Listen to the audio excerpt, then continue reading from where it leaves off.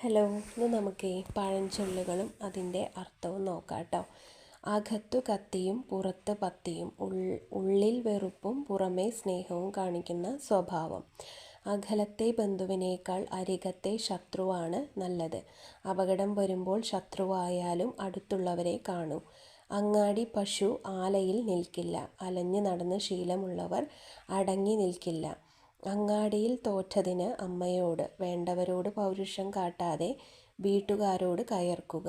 അടച്ചതിന്മേൽ അടിച്ചാൽ അമ്മിയും പറക്കും. എത്ര പ്രയാസമുള്ള കാര്യവും വീണ്ടും വീണ്ടും ശ്രമിച്ചാൽ നേടാം.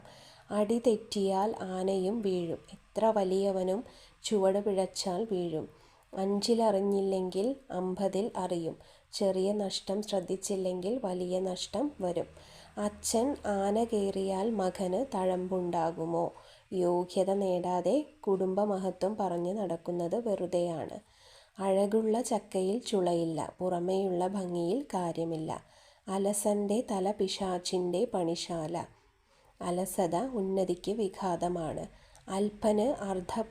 അല്പന് അർത്ഥമുണ്ടായാൽ അർദ്ധരാത്രിക്കും കുടപിടിക്കും. അല്പനാൽ ധനികരാകുമ്പോൾ അസ്ഥാനത്തും ആഡംബരം കാണിക്കും. അരിയെത്ര പയറഞ്ഞാഴി ചോദിച്ചതിനുള്ള ഉത്തരം പറയാതിരിക്കുക. അങ്കവും കാണാം, താളിയും ഒടിക്കാം.